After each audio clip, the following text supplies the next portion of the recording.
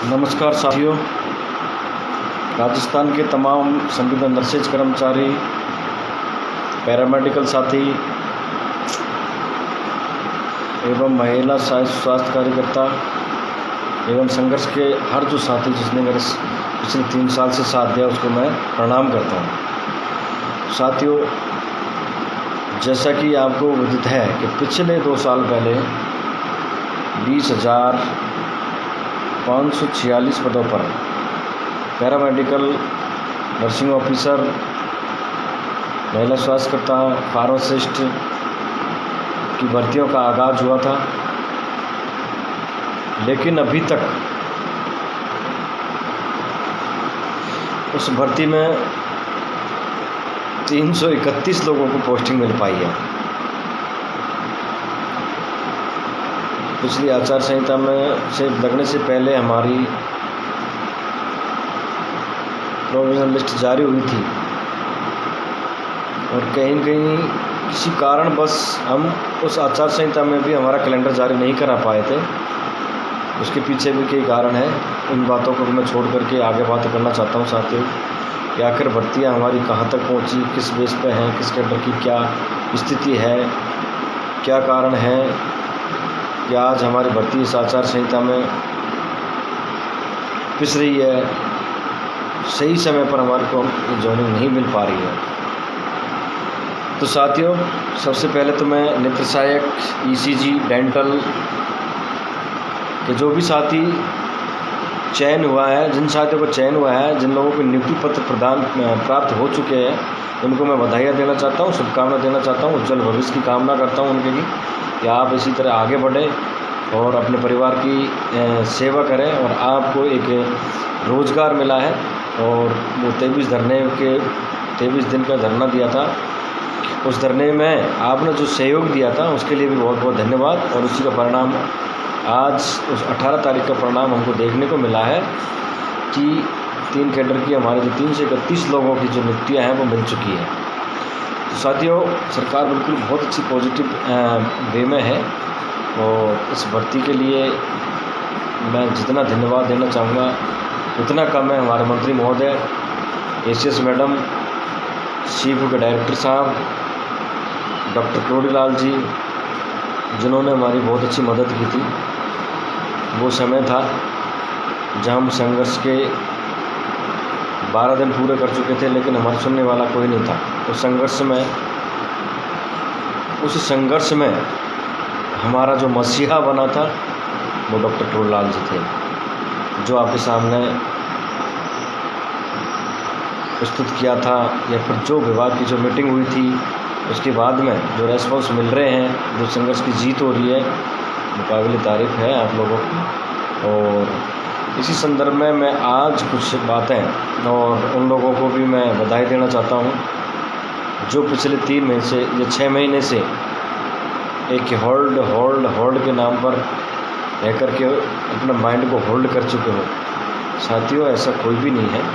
आज तुम इतिहास उठा कर देख लो, आज दिन तक जितनी भी भर्तियाँ हुई हैं जो गवर्नर संघ से हैं, उनको इतिहास उठाकर देख लो कि एक बाहरी राज्य, चाहे वो पीटीआई भर्ती देख लो, चाहे वो पैरा टीचर की भर्ती देख लो, 2nd ग्रेड वाले हो, आरपीसी कोई सी भर्ती हो जिसने भारत से डिग्री की हुई है, तो कहीं न कहीं उनका रिजल्ट रोक लिया जाता है। एक संदिग्ध के घेरे में आती है एक बाहर से की हुई डिग्री।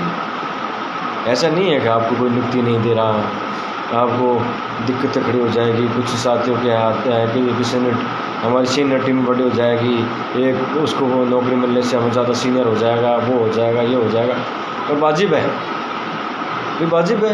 यदि सीनियर हुआ तो उसमें हमारा तो कोई दोष नहीं है। भाई सीनियरिटी हमें मिल रही है तो मिलेगी भाई, क्योंकि हम राजस्थान से पास आउट है, आरएचएस से हमने डिग्री की है, आरएनसी से हमने डिग्री की है, तो भाई हमारे तो कोई ऐसा दोष है नहीं है।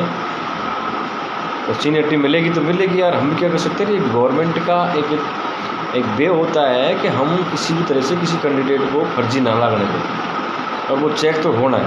साथियों, जैसे 8, 9, 10 जितने भी राज्य की आज सुबह मॉर्निंग में डॉक्टर साहब से मिले थे, डॉक्टर साहब से मिलने के बाद में हम स्वास्थ्य भवन गए थे, स्वास्थ्य भवन के बाद में हम सीपू थे। हमारी 2 या 3 दिन की जो ट्रेनिंग सीपू में चल रही है, या आज से जो हमारी ड्यूटी ट्रेनिंग सीपू में लगाई हुई है उससे के लिए हम आज सीपू में भी पूरे दिन से और आज रात भर भी हम यहीं पर है। तो साथियों, ये होल्ड और ये सोल्ड के चक्कर में अपने आप को एक वो कमज़ोर महसूस ना होने दें। संघर्ष किया है, अपने बहुत से संघर्ष किया है, सभी साथ मिलकर के संघर्ष किया है। हम भी चाहते हैं कि हमारे साथ, और हम सोल्ड वाले या फिर जिनका परिणाम नहीं रोका है, प्रोविजन लिस्ट में नाम है, उन साथियों का नाम आ गया है। तो ऐसा तो नहीं है कि उनको ही ज्वाइनिंग मिलेगी, आपको तो ज्वाइनिंग मिलेगी नहीं। फिर और यदि आप फर्जी लोग हो, फर्जी दस्तावेज यदि आपके हैं तो नहीं मिलेगी। ये सरकार का एक रूल्स है कि हम फर्जी दस्तावेजों को जांच जरूर करेंगे। क्योंकि जैसे अभी आपने देखा हुआ कि एसआई के जो 23 लोग हैं जो फर्जी दस्तावेजों के साथ में नौकरी कर रहे थे, उनको तक पकड़ लिया सरकार ने। तो बीजेपी सरकार है, इसको किसी तरीके से नहीं होने देगी। और इस चीज़ को बिल्कुल भी दिमाग में ला लें कि हमको कोई नुकसान है, ये फिर आपके साथ में हमारे साथ में ज्वाइनिंग मिल जाएगी तो हमको कोई नुकसान है, बिल्कुल हमको कोई नुकसान नहीं है। या ये इश्यूज़ आ रहे हैं, कोई लोग इश्यूज़ बना रहे हैं कि हमको होम डिस्ट्रिक्ट मिल जाएगा, हमारे परसेंटेज कम है, होल्ड वाले हैं, बाहर से क्यों डालोगे वाले परसेंटेज ज़्यादा, ऐसा कुछ भी नहीं है। 30% लेकर के वो वही पायदान पे है और हम भी वही पायदान पे हैं। और जो साथी है जो लोअर परसेंटेज है, अभी ऐसा कुछ इश्यू भी नहीं आया। इस हिसाब से पोस्टिंग की चॉइस होएगी। और उससे पहले तो मेंढक उछलने लग रहे हैं, हमकी पोस्टिंग लेट होएगी, इनकी पहले हो जाएगी, वो हमारी सीनियरिटी ख़त्म हो जाएगी। क्योंकि जो लोगों में जितना दिमाग उतने दिमाग की बातें करेंगे लोग।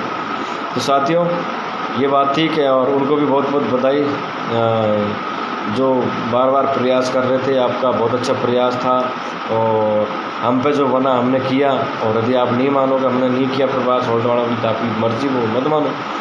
लेकिन जितना प्रयास हम पे बना था हमने किया था।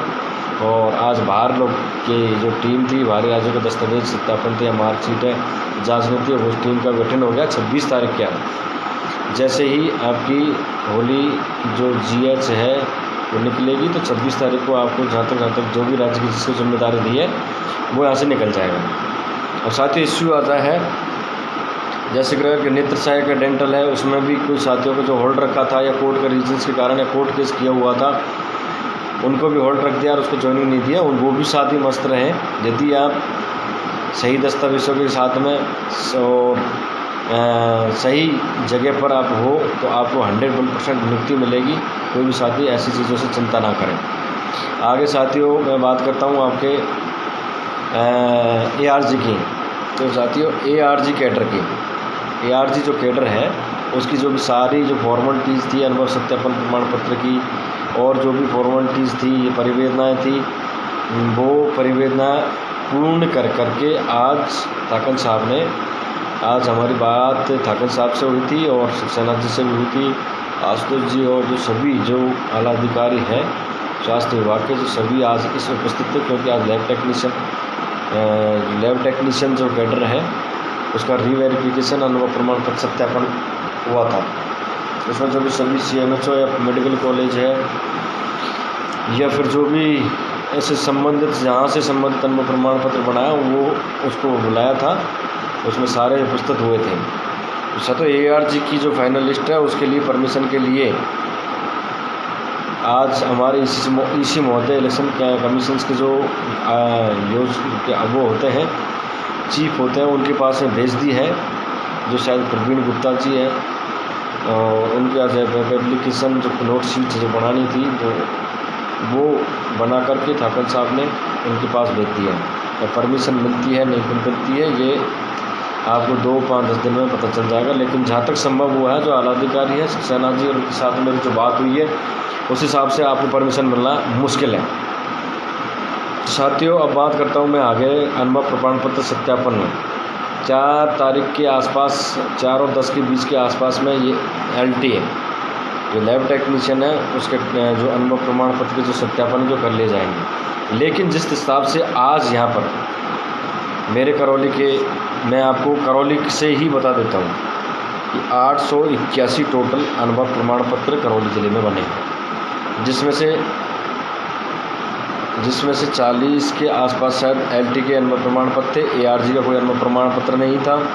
और ईसीजी डेंटल है, नेत्र सहायक है, इनका कोई अनुभव प्रमाण पत्र हमारे कॉलोनी से नहीं बना था। इसके बाद में 434 के अनुभव प्रमाण पत्र CHO के हैं और 144 या 145 के आसपास इस अनुभव प्रमाण पत्र CHA के हैं। 155 अनुभव प्रमाण पत्र नर्सिंग ऑफिसर जो NHM है उसमें लगे हुए हैं, GNM में, NGO में लगे हुए हैं, उनका है।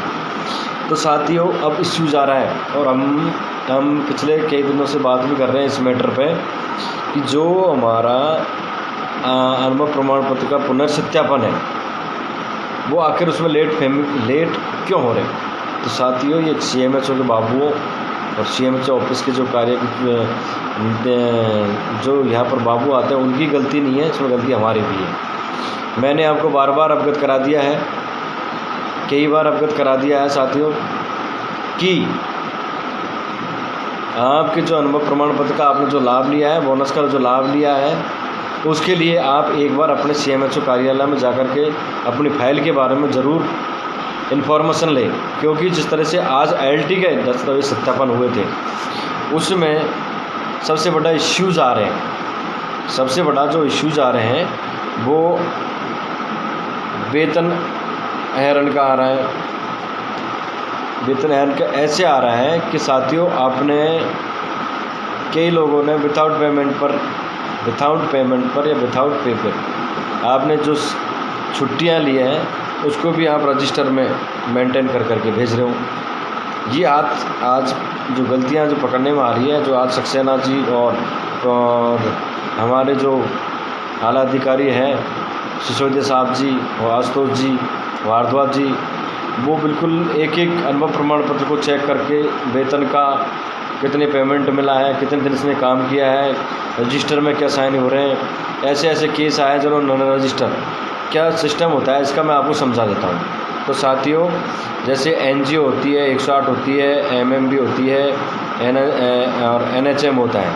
इसमें एक NHM का एक सिस्टम होता है कि वो टाइम टू टाइम ऑनलाइन या क्रिस ID के माध्यम से सैलरी डलती है। लेकिन NGO वगैरह में, NGO है, MMB है, चलो 108 का भी एक सिस्टमेटिक तरीका होता है, उसमें जो सैलरी मिलती है जो एक बहुत प्रॉपर तरीके से मिलती है, RMS में भी प्रॉपर तरीके से मिल जाती है। तो उसका हमारे पास में सारा रिकॉर्डेड या बाबुओं के पास में रिकॉर्डेड पूरी फाइलें एक्यूरेट बनी हुई है। लेकिन NGO का मामला, NGO में MMB का मामला है, कुछ साथियों का ये मामला आया हुआ है, उसका रजिस्ट्रेशन नंबर नहीं था और उसने कोविड में जाकर के वैसे ही बिगर रजिस्ट्रेशन के ज्वाइन कर लिया था। वो बिल्कुल एक सरासर गलत है।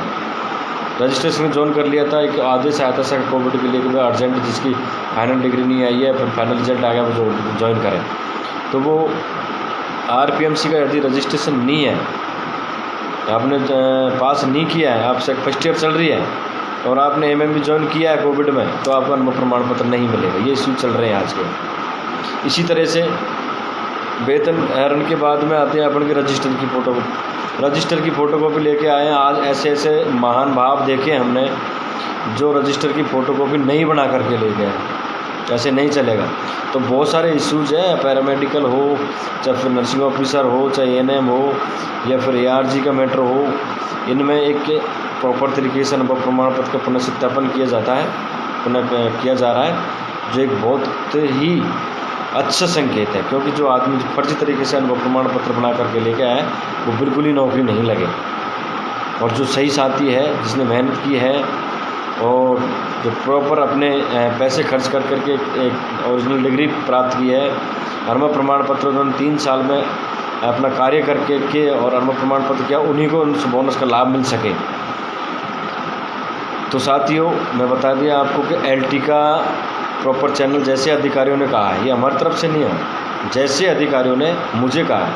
और जो आज मेरी मीटिंग हुई थी, जो मैं उनके साथ में 2 मिनट के लिए उनसे हालात बोलने, जो बात हुई थी, हमारी बात हुई थी, आज वार्ता हुई थी, तो उसमें ये कहा गया कि हम 4 तारीख तक जैसे कैसे कर करके हम LT का पुनर्सत्यापन का कार्य हम कर लेंगे।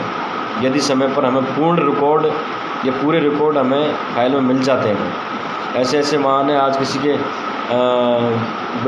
पूर्ण वेतन का जो फाइल होती है या फिर जो वेतन की जो रसीद होती है वो, उसके लिए हमने 10 बार फ़ोन किया था करौली में, लेकिन उसने एक बार तक नहीं उठाया।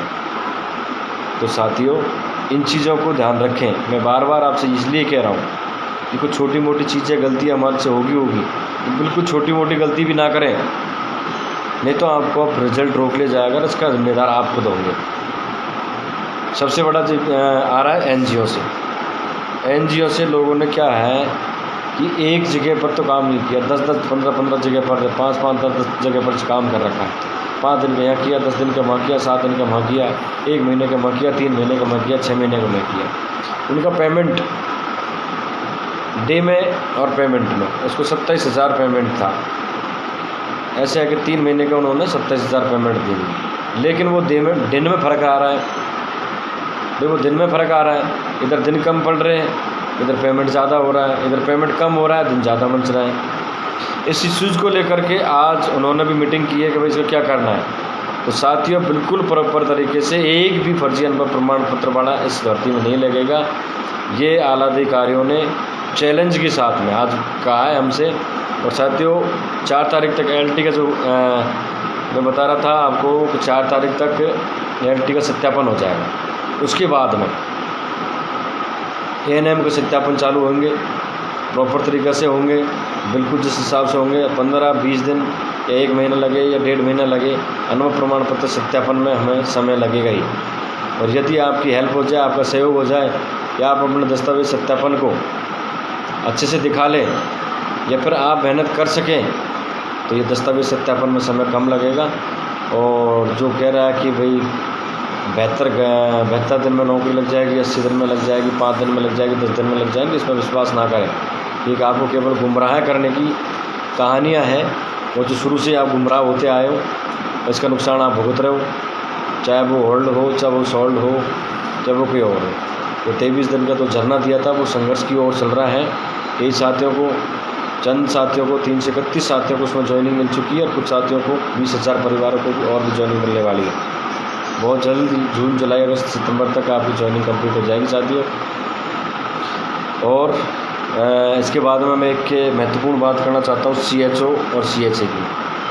कई बार इस मुद्दे पर मैं बात करने के लिए कोशिश भी कर रहा हूँ कि मैं एक बार लाइव के माध्यम से आकर के इस मुद्दे पर बात करें। तो साथियों, एक कार्मिक विभाग या डीओपी या डीपीआर वो एक आदेश जारी करते हैं कि 15% का लाभ कोविड वालों को एक प्रायोरिटी रख करके, राजस्थान सरकार ने प्रायोरिटी रख करके हमें अपने कर्तव्य, अपने अधिकारों को वो कर करके 15% का लाभ कोविड सहायकों को दिया है। तो मैं जैसे अधिकारियों ने कहा उस हिसाब से मैं बताना चाहता हूं कि आपको 15% का लाभ 101% मिलेगा। जिसने नर्सिंग कार्य किया है, जिसने जीएनएम के पद पर कार्य किया है। अब इश्यूज आते हैं कि भाई सीएचए ने जीएनएम के पद पर कार्य नहीं किया। बिल्कुल वो जीएनएम के पद पर कार्य किया है उसने। अब बहुत कह रहे हो तो टीकाकरण का काम था, तो ये काम गवर्नमेंट का है, ये कोर्ट का काम है। यदि वो ऐसा इश्यूज बनते हैं तो ये कोर्ट करेगी। और कोर्ट कचहरियों के मामले में मैं ज़्यादा बोलना नहीं चाहता, क्योंकि कोर्ट का जो फैसला होता है वो सर्वमान्य होता है, उसको हमें भी एक्सेप्ट करना पड़ता है। मेरे सीएचए के जो भी साथी है, इस चीज़ को मैंने पहले कहा, तो पहले भी मुद्दा बनाया, तो बिल्कुल मुद्दा बनाओ। जहाँ तक मुझे आज जो अधिकारियों ने कहा कि 15% जो है जो मिलेगा। और सीएचओ वाले जो साथी हैं उनको भी मैं कहता हूँ कि जो जीएनएम पद पर आपने रह करके, जीएनएम पद पर आपने रह करके जो 3 महीने कोविड में काम किया था, उसका बोनस भी मिलना आपको संभव है। तो बोनस का भी बोनस मिलना है, और जो अधिकारी हैं वो इस हिसाब से बोनस दे रहे हैं। और ईश्वर को पता, फाइनल लिस्ट मेरिट सूची आने दो कि आपको क्या मिलेगा क्या नहीं मिलेगा, ये जब भी पता पड़ पाएगा या फिर जब भी पता चलेगा। और ये आज मेरी जो बात हुई है सक्सेना साहब से, या फिर हमारे जो प्रदीप सिसोदिया जी है, आशुतोष जी है, या फिर इधर हमारे भारद्वाज जी है, और जो भर्ती के ठाकर जी है, चीपू के जो डायरेक्टर है, उनसे भी हमारी बात हुई है। तो उन्होंने जो बोला है सीएचए सीएचओ दोनों को बोनस अंक भी मिलेगा, ऐसा उन्होंने कहा है। और जो भी होगा वो ईश्वर प्रदान है, ईश्वर को जो चाहा है वो फाइनल मेरिट सूची जब भी आएगी, जब आपको पता चल जाएगा मिलेगा नहीं मिलेगा, हकीकत सामने जब आएगी। ये तो केवल मैं उस बेस से बता रहा हूँ जो मुझे अधिकारियों ने बोला। तो साथियों, उसी के साथ में मैं इस लाइव को मैं ख़त्म करना चाहूँगा और बहुत बहुत धन्यवाद देना चाहूँगा। और दोबारा कहना चाहूँगा कि आप किसी जो आचार संहिता चल रही है, जो किसी के बहका में आकर के अपने पैसे खर्च ना करें, जयपुर नहीं आए। या आरजी वाले साथियों से भी मैं अनुरोध करूँगा कि मेरे भाइयों, शायद ही जिस हिसाब से आज मुझे सूचना मिली है और आपका यदि भाग्य होगा तो आपको ARG की फाइनल लिस्ट आचार संहिता में मिल जाएगी।